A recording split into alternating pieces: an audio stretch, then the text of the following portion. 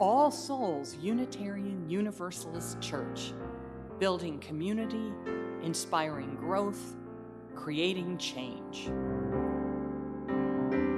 Here in the heart of Kansas City, we come together to create this hour of shared reflection so that we might be renewed in courage for these times and inspired to lives of greater dignity, higher purpose, deeper generosity, and more effective action. If you are new to Unitarian Universalism or to our congregation, we want to get to know you and share part of your journey. If this place is already your spiritual home, welcome once more. We need one another, and it is good to be together again. Because we care for one another's safety, our congregation is gathering online during this long season of coronavirus pandemic. Nevertheless, through the gifts of technology, we continue to celebrate community and connections as we lean into the values of justice, compassion, and reason. Together, we learn the love that has the power to overcome both loneliness in the heart and oppression in the world. Welcome to our service this morning. May the words and music and images that we offer today nourish our best selves, calling forth abundant wisdom and love. Arise, O stars,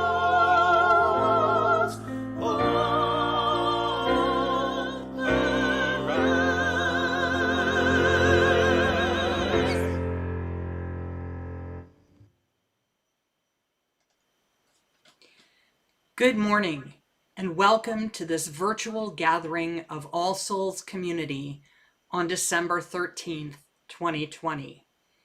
We begin this morning with a candle of memory in honor of our friend and longtime member, Dr. Manicher Pedram, who died on Tuesday.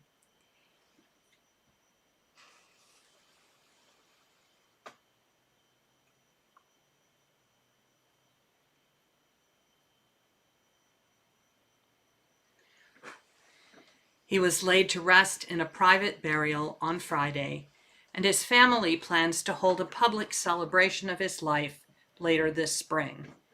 Our thoughts are with his wife, Sara, and his children at this time of loss. My friends, we gather at this festive season to celebrate beauty and community and the life-giving cycles of the earth. We take this hour of the week to come into the presence of that holy energy at the heart of creation that nurtures our spirits and summons us to generosity, mercy, and creativity in the work of our days. It is all very lovely. But there is danger, too, in the presence of the holy. For to seek the comforts of community without also confronting its ugliness is to ask for unjust privilege. Until this past July, the federal government of the United States had not executed anyone in 17 years. Our nation was in danger of joining the civilized world in renouncing the practice of capital punishment. Under the current Attorney General, William Barr, 10 executions of federal prisoners have been carried out this year, one of them the day before yesterday. And 3 more are scheduled for the month of January before the inauguration of President-elect Joe Biden. While the current president flaunts the use of his arbitrary power to pardon his cronies and supporters from any accountability to the rule of law, some of the most miserable lives our society has produced are ended in equally arbitrary vengeance and powerlessness without dignity or pity or hope. Thomas Jefferson, well aware of the sharp paradoxes between the ideals of the new state he helped to found and some of its degraded practices, once wrote, "Indeed, I tremble for my country when I reflect that God is just and that his justice cannot sleep forever." Although the death penalty is less popular in the public will than ever before, the most compassionate and skilled legal minds of our day have found no way to stop this wave of judicial murder. Those already condemned in a system corrupted by race, wealth, and privilege will die in our names. The evil we cannot prevent, we must at least name and bear witness to. Our inability to bend the wheels of power and common will to mercy is a failure that must be confessed if we who believe in freedom are to find rest. Our helplessness to create justice and restoration in the aftermath of great wrong and suffering attests to our lack of energy, creativity, compassion, and will. Holy wisdom, we stand before the judgment of history in brokenness, sorrow, and shame. We have not yet healed the most grievous cruelties of our social structure, even though the example of others has shown that it can happen. Teach us again the understanding of our Universalist forebears, that humanity is not separable into the righteous and the unworthy. Let us hear deeply the testimony of our brother, Brian Stevenson, that each of us is more than the worst thing we have ever done. Hear us as we lift up the names of Daniel Lewis Lee, Wesley Ira Perkey, Dustin Lee Honkin, Lesmond Mitchell, Keith Dwayne Nelson, William Emmett LaCroix, Christopher Andre Vialva, Orlando Hall, Brandon Bernard, and Alfred Bourgeois, and the victims of the crimes for which they were condemned. Move us to think with compassion of Lisa Montgomery, Corey Johnson, and Dustin John Higgs as the weeks unfold until they are scheduled to die at the hands of the government whose citizens we are. Spirit of love, as we prepare to celebrate the birth of a teacher who came to announce good news to the poor, to heal the brokenhearted, to proclaim liberty to the captives and recovery of sight to the blind, and to set free all who are oppressed. Renew in us the vision of beloved community, from which no soul is excluded or left to suffer alone. Let us resolve to be the ones who proclaim healing, new sight, and liberation to those who have walked too long in darkness, and remove the hand of the executioner from the workings of our common life. As we kindle today the many lights of this season,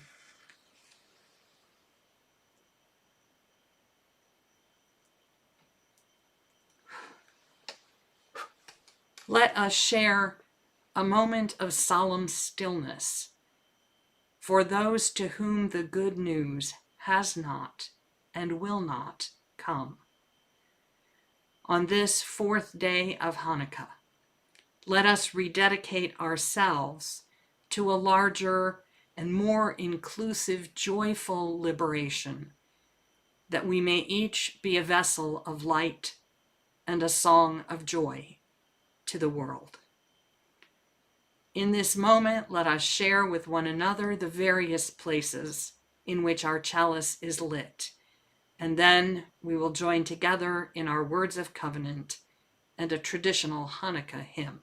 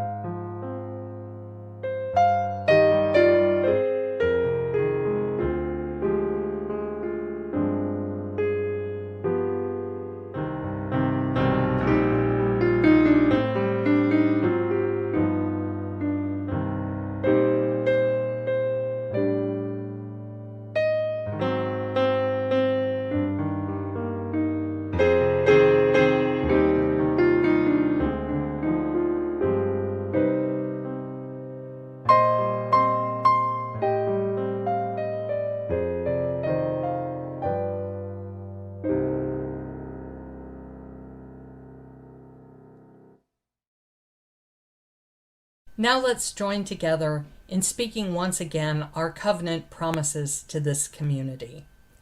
Together we affirm, goodwill is the spirit of this church, and service is its law. This is our great covenant, to dwell together in peace, to seek the truth in love, and to help one another.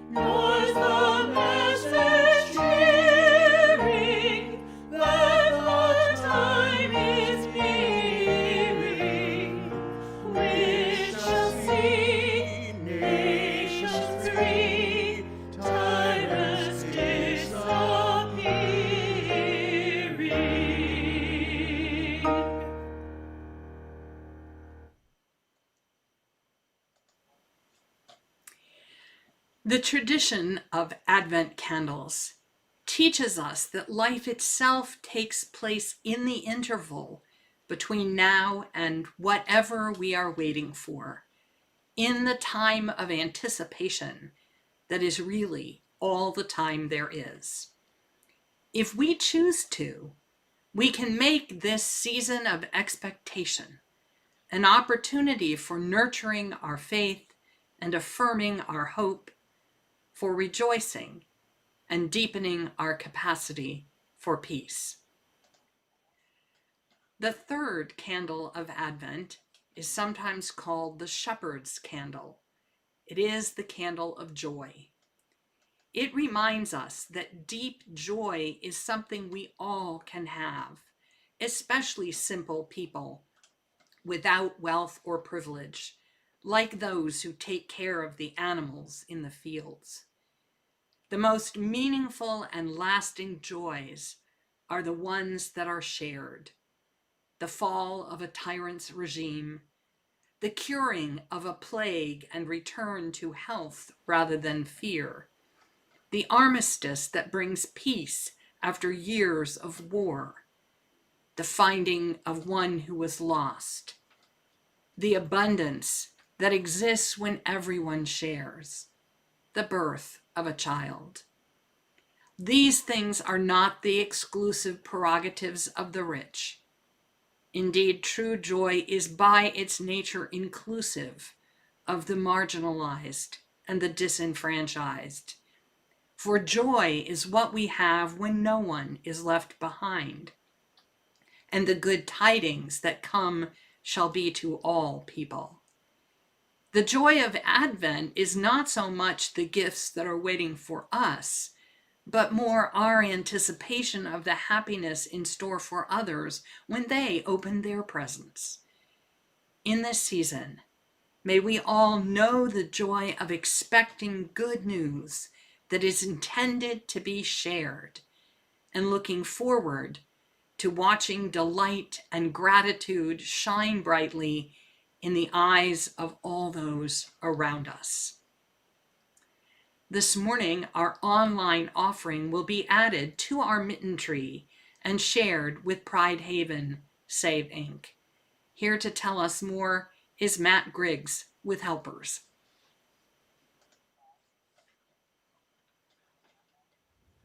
Good morning.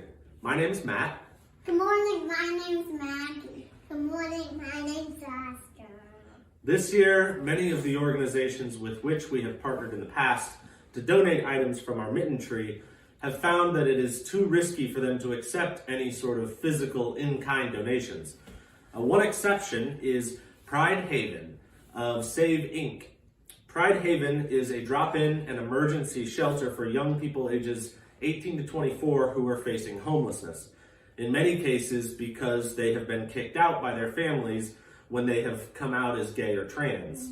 Often, they are forced to leave their home in cold weather with little or no resources, including warm seasonal clothing. One of the things that Pride Haven Shelter tries to provide. Now, in order to minimize the contact risks of shopping, dropping off, and delivering mittens, we are offering a virtual mitten tree this year, where parents, grandparents, aunts and uncles, even siblings can dedicate a gift to the mitten tree in honor of their favorite young persons. You can send it in a check or use your credit card with the link in the chat. Tell us the first names of those you want to honor, and we will send you an inscribed sparkly mitten for them to add to their tree and include them in our weekly animated mitten tree. The offering will now be given and gratefully received.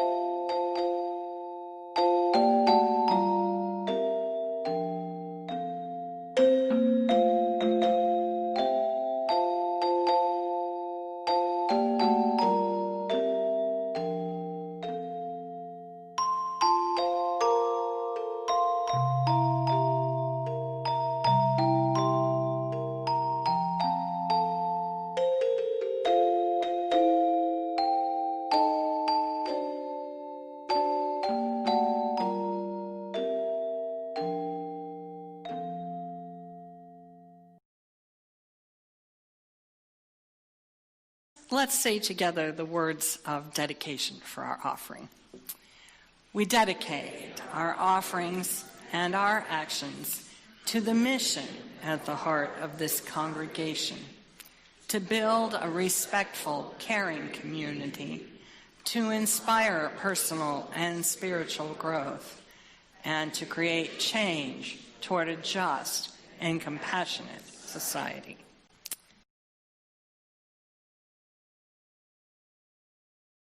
The Power of Light by Isaac Bashevis, singer.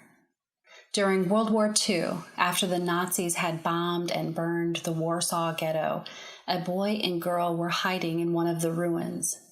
David, 14 years old, and Rebecca, 13. It was winter and bitter cold outside.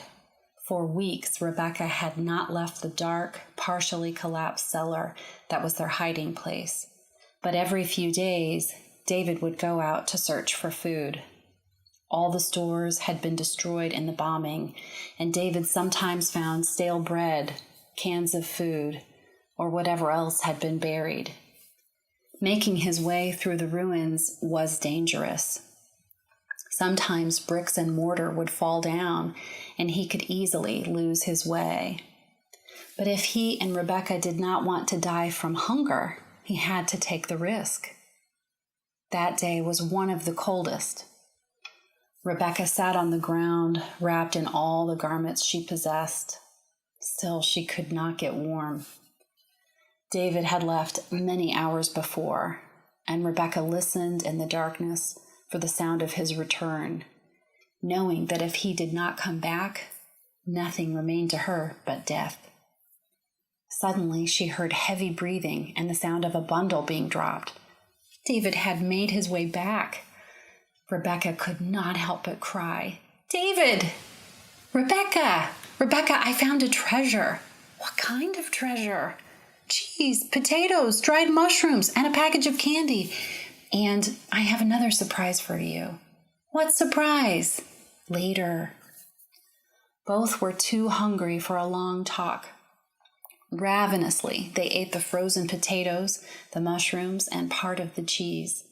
They each had one piece of candy.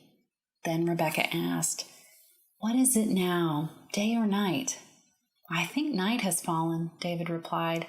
He had a wristwatch and kept track of day and night and also of the days of the week and the month.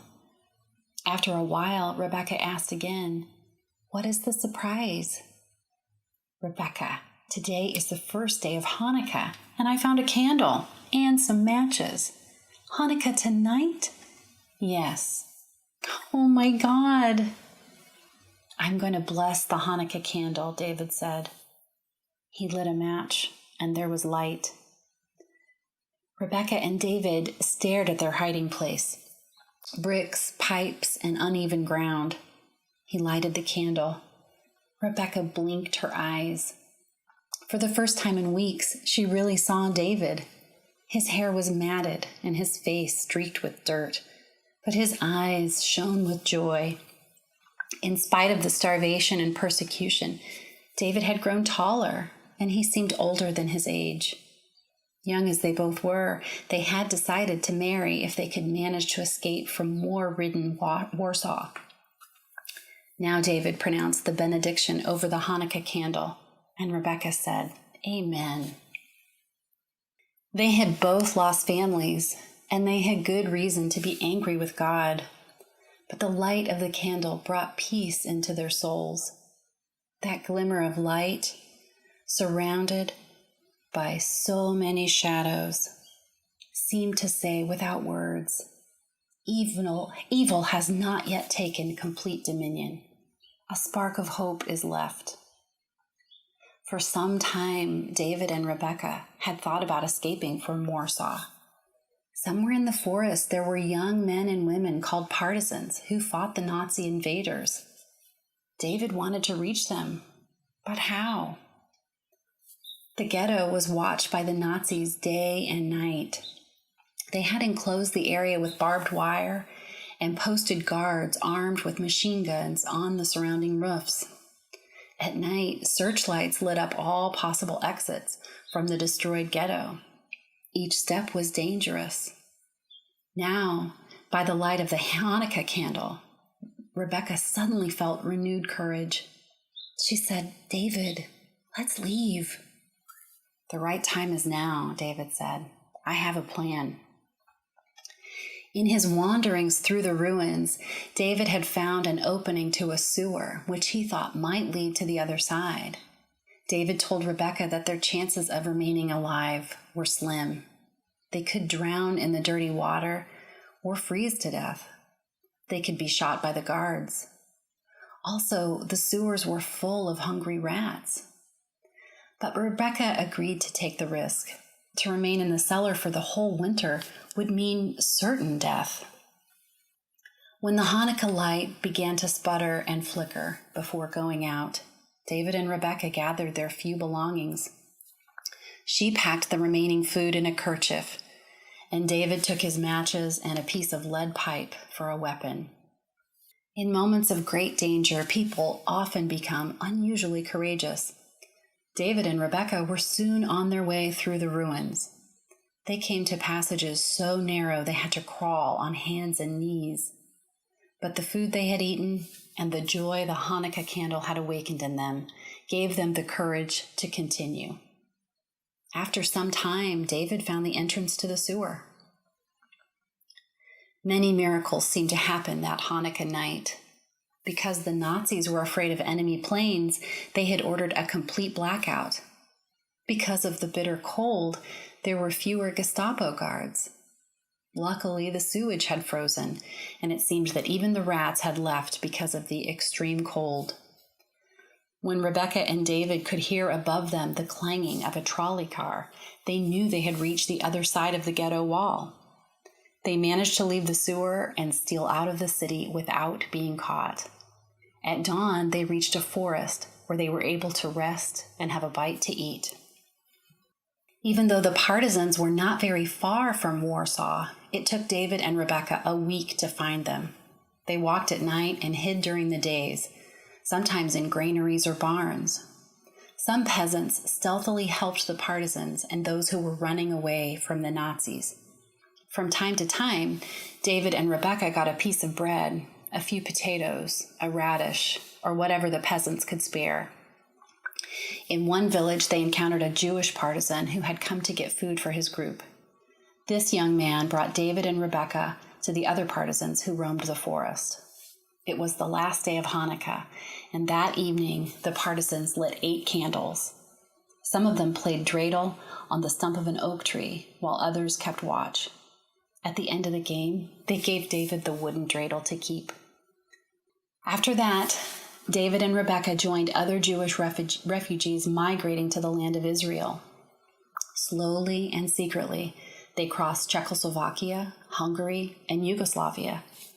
They crossed the ocean in a small but crowded boat with other passengers like themselves. After many dangers, they were welcomed by relatives in Israel and were able to finish their interrupted schooling. When they had both turned 18, they were married, and in time they had a son they named Menahem Eliezer after his grandfathers. Rebecca later said, "If it had not been for that little candle David brought to our hiding place, we would not be sitting here today. That glimmer of light awakened in us a hope and strength we didn't know we possessed. We will give the dreidel to Menahem Eliezer when he is old enough to understand what we went through and how miraculously we were saved."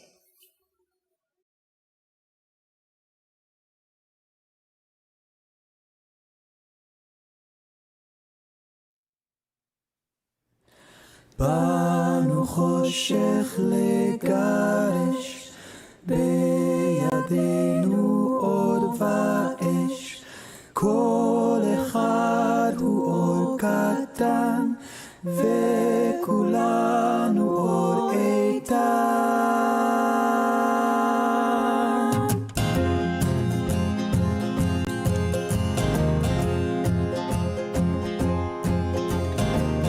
Light is returning, even though this is the darkest hour no one can hold.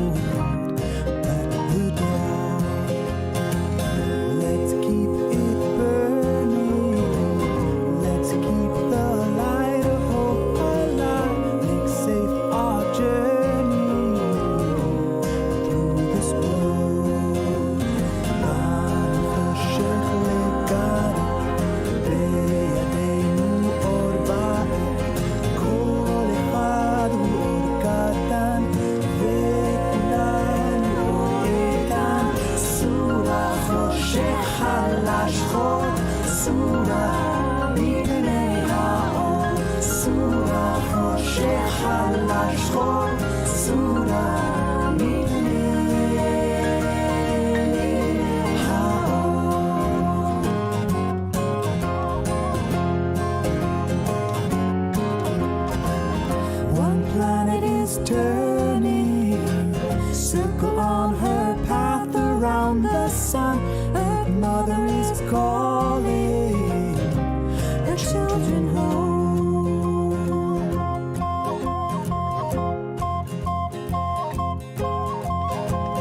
Light is returning. Light is returning. Light is returning.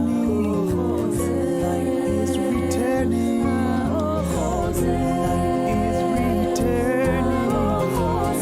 Light is returning. Light is returning.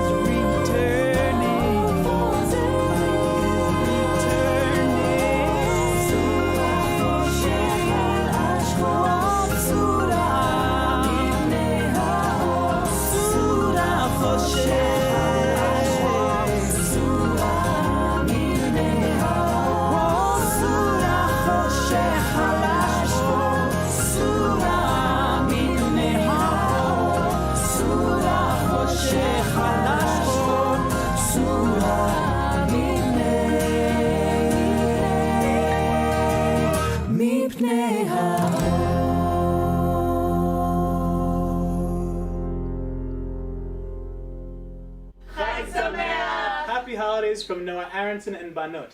May this song inspire you to bring more light into this season and into our lives and into the world. Baruch atah Adonai, Eloheinu melech haolam, asher kidshanu b'mitzvotav, v'tzivanu hadlik ner shel Hanukkah. Baruch atah Adonai, Eloheinu melech haolam, she'asa nisim lavotenu bayamim hahem bazman hazeh.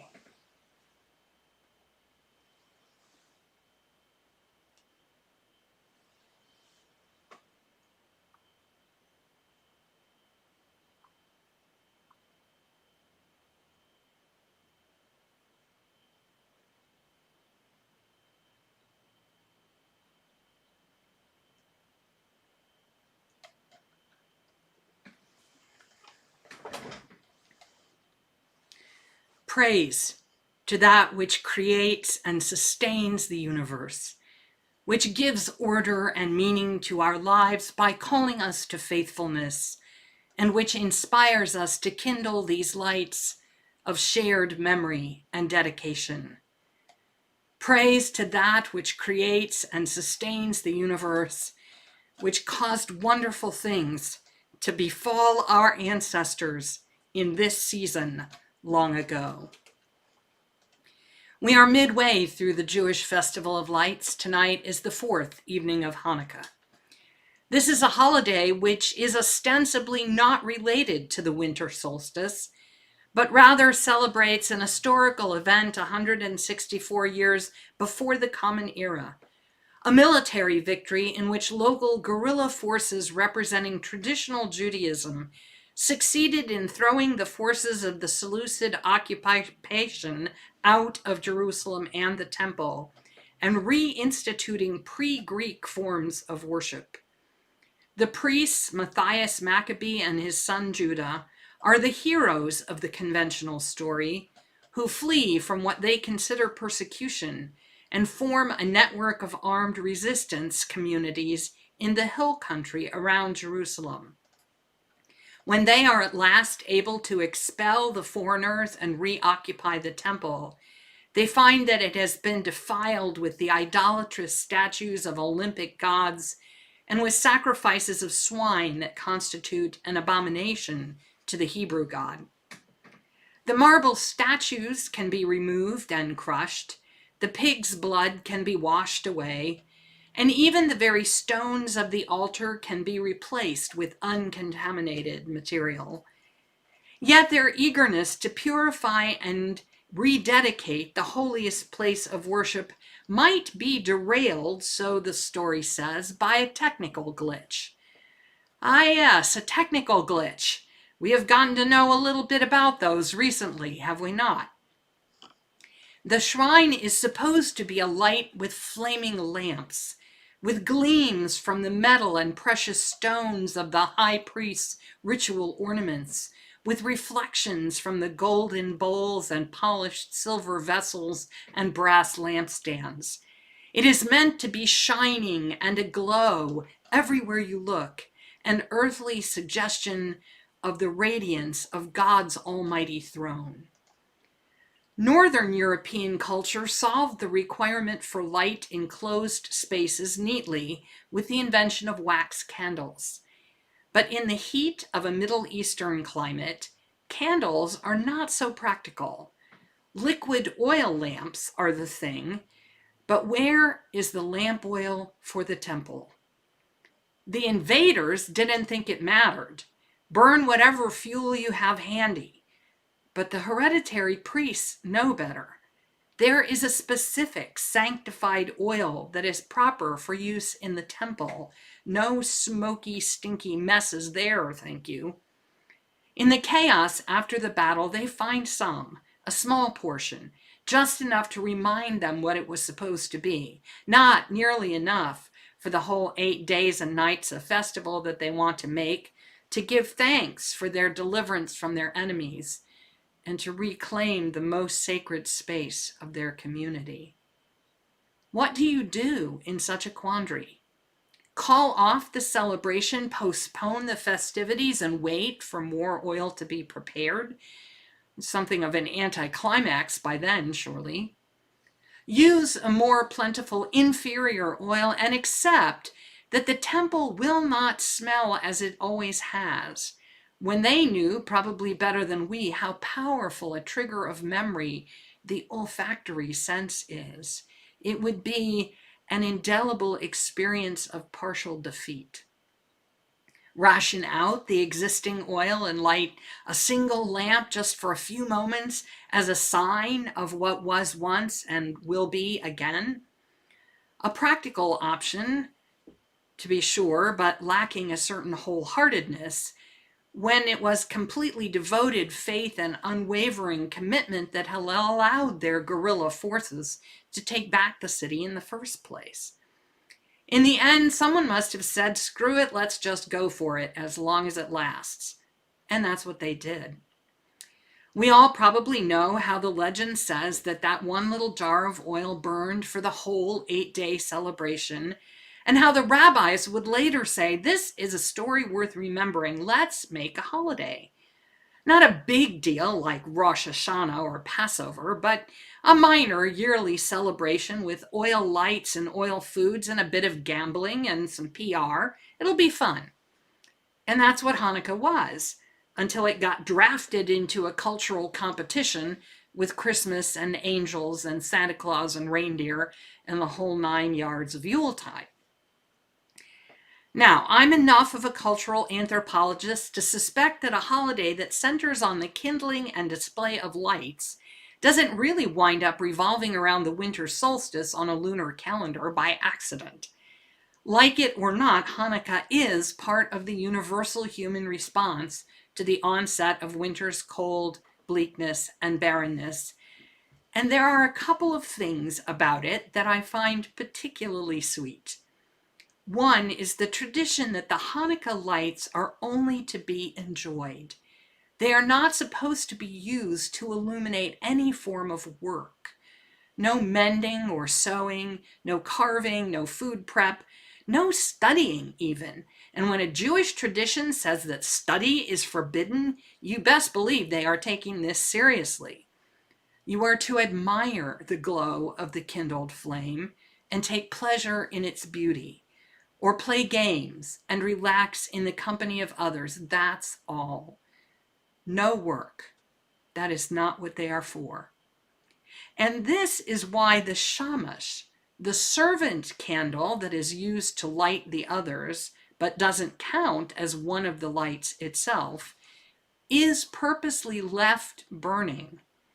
Because if you do happen to read a line or two by accident, or roll up your ball of yarn, or do some other brief mindless task, you can say that you did it not by the actual Hanukkah candles, but by the light of the shamash, and that's okay. You can't use it as an intentional excuse, but it gets you off the hook for an inadvertent slip. In a culture, a secular culture that bombards us with demands to be productive and make good use of our time and resources, this constraint about the lights of Hanukkah is a welcome relief and makes the time all that much more special. The second tradition I love is that the Hanukkah menorah is meant to be placed in a window where it can be seen by the public and testify to the memory of a miracle and share its beauty with all who pass by. It's the closest I know of that the Jewish tradition comes to evangelism, that silent sequence of brightness on succeeding winter nights, illuminating not just the house, but the neighborhood. I share with you these appreciations of the Jewish Festival of Lights and its traditions because I want to be clear that I like Hanukkah and I understand something of its history. But this morning I want to turn this story, among others, upside down for a moment to illuminate something that I see happening in our contemporary world, and it's a coin that I think we ought to examine from both sides.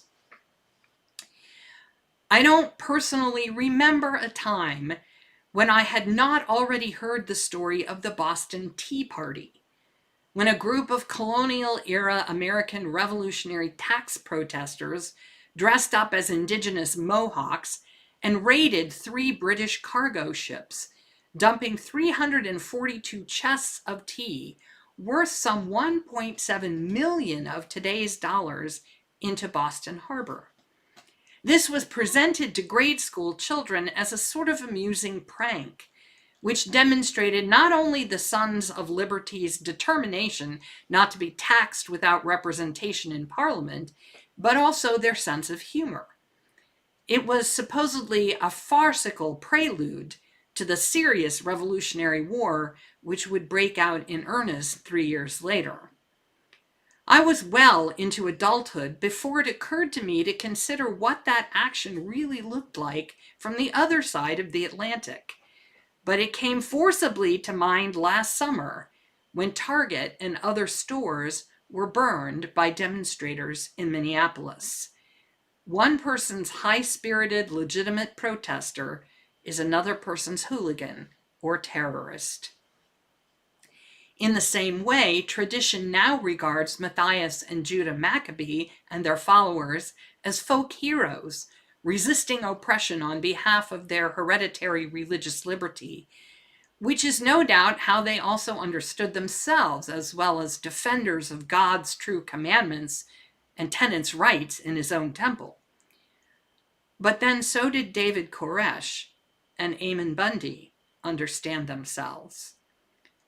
To the more moderate cosmopolitan Jews of the Seleucid Empire, Matthias and his sons were weird doomsday preppers, survivalists living off the grid in the back country, amassing caches of weapons and forcing their families to adhere to the outdated customs of a primitive nationalistic Jewish cult. These fanatics did not appreciate any of the cultural amenities of the Hellenistic world, including its rather broad religious tolerance, and they were particularly obsessed with outrage that any divine figure other than Yahweh, God of armies, should be worshipped in Jerusalem's main temple. The Greek authorities, for their part, appear to have taken satisfaction in taunting these extremists by performing the most offensive rituals available in order to fan the flames of their fury. The Seleucids and their sympathizers thought of themselves as rational people who generally saw some value in the long-standing traditions of Jewish community, but were also open to advancing knowledge and the impressive technologies of a wider, more modern world. Yes, the Greek foreigners could be unsympathetic or heavy-handed at times, but usually if one were tactful, adjustments could be made. However, nothing infuriated the Maccabean resistance more than the idea of accommodating interlopers who had no business inciting their community to try to alter the terms of their long-standing, all-encompassing covenant with God. The laws of tolerance and accommodation were the antithesis of everything they believed, and they took delight in flouting them. Personally, I have always been pretty much of a rule follower. I like an ordered life, and when there is a law or a rule that I cannot in good conscience obey, it generally causes me significant discomfort. But ever since I was in grade school learning the mythology of the Boston Tea Party, I have observed that for some people, the impulse to break rules because they are rules, and there is something inherently gratifying about defying them. That satisfaction is usually identified as fun. Saying words that offend people is funny. Mocking someone in a way that hurts them is funny. Destroying a thing that another person values or causing them inconvenience or humiliation is funny. The same impulse may also be justified as self-righteousness. I have a right to not wear a mask. I have a right to proselytize the students I teach. I have a right to shout "God hates fags" at funerals. I have a right to carry a gun wherever I go. And the more other people don't like it, the funnier or more satisfying it is. There is something about transgressing the boundaries of authority and common decency that is enjoyable for its own sake. St. Augustine was familiar with this impulse. In his biographical Confessions, he talks about a time when he and a small group of friends stole the fruit from a neighbor's carefully cultivated tree. The fruit itself wasn't that good, he recounts. They weren't hungry, they didn't even really want it. Rather, it was the knowledge that they weren't supposed to do it, and that the owner would be angry and upset, although they had no particular grudge against him, that made it irresistible. Upon later reflection, Augustine identifies that impulse, not the theft itself, but the will to transgress, as sin. And lest you think that our own spiritual ancestors were unfamiliar with this imperative, keep in mind that Michael Servetus brought about his own burning at the stake by taunting John Calvin at his trial, calling him stupid and a liar, when he might have received a much less harsh sentence had he appeared a bit less defiant and a bit more conciliatory. The thing is, I suspect that however deeply we may have buried it, that impulse is there somewhere in each of us. I know, for example, that the minute someone tells me that a woman is not supposed to do something, I instantly want to do it, or at least want to see some other woman do it, just to defy the expectation. I would love to see women soldiers with PhDs guarding captured members of Boko Haram, just as a gesture of so there. And I might add that as of this morning, I am strongly considering going out and getting Dr. Kendyl Gibbons monogrammed on every piece of clothing that I own. Of course, it feels righteous to me, but it's really nothing better than the allure of transgressing boundaries that I find so deeply objectionable. And I'm pretty sure that it wouldn't be good for me in the long run. Our political culture has lately become mired in the allure of transgression. It seems that the followers of Donald Trump are collectively having a heightened case of it, with greater and greater intensity as the end of his administration grows ever closer, with potentially or actually tragic consequences for the inmates on death row, among others.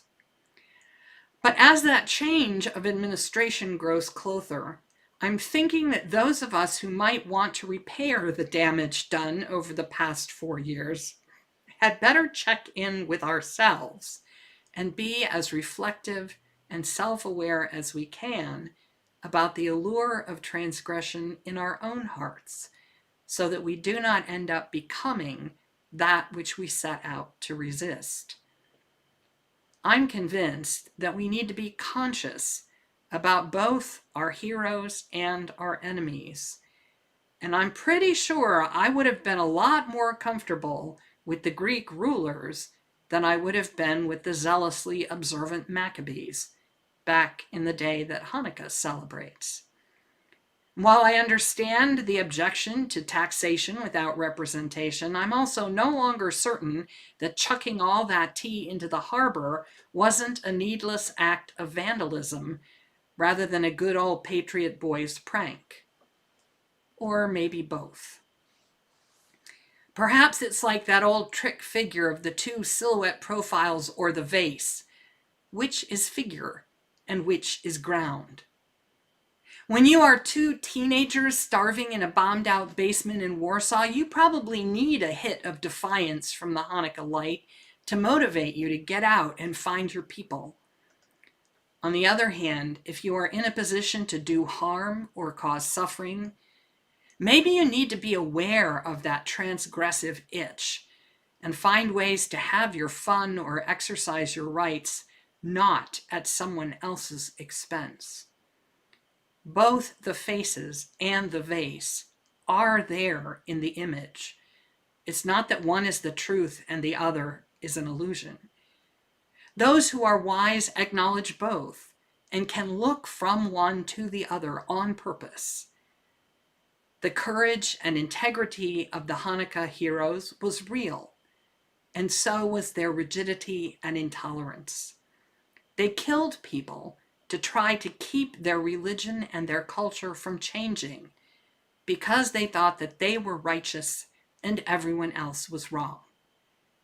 What they bequeath to us, it seems to me, is not their uncomplicated faith, but precisely the ambiguity of the dilemma they represent. Their light shining down the centuries is not the light of their self-assurance, but of our reflection and deeper self-understanding, the wisdom to discern when to rise up in resistance against the trap of oppression and when to respect the differing views and gifts of those unlike ourselves. Don't let the light go out, says the song. For 8 nights, the candles in the window, speaking of joy and family, speaking of leisure and play, speaking of beauty and reflection and memory and dedication. But don't take the backstory at face value.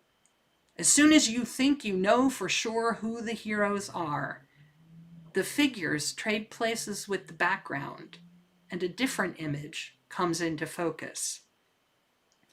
Do not distract yourselves with the common tasks and studies of every day, but use these moments set apart to look deeply into your own heart and acknowledge the allure of transgression where it arises in you. Whether it's owning the libs, or sticking it to the man, or épater les bourgeois, it is an impulse that needs to be recognized and named so that it does not operate unseen, spoiling the good that we dearly hope to accomplish. For I expect that the work to come is going to be beyond huge, and we're going to need all the inner and outer light that we can get.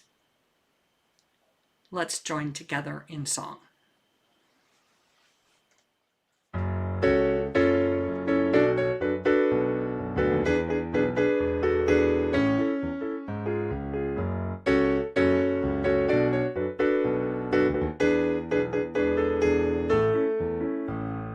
Light one candle for the Macabee children, with thanks that their light didn't die. Light one candle for the pain they endured when their right to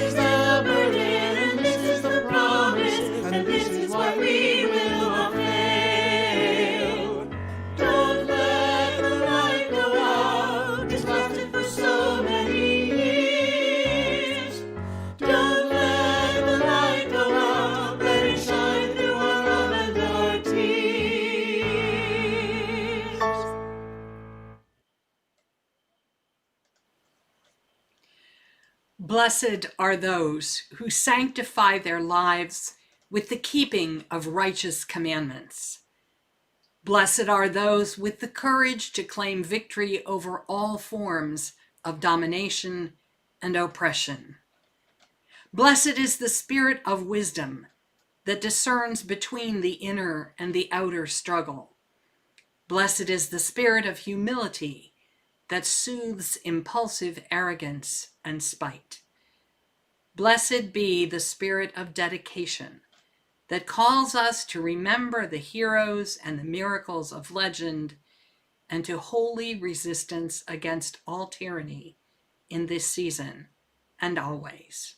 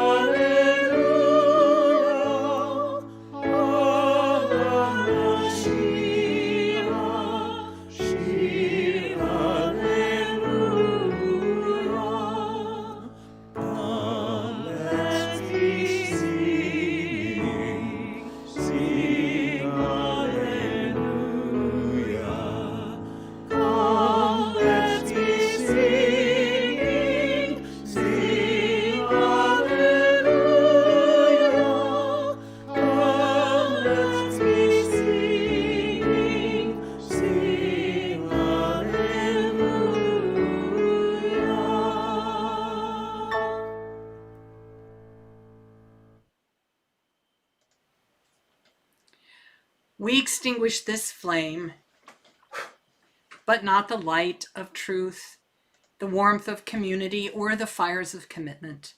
For all these we carry in our minds and hearts until the time shall come when we will be together again.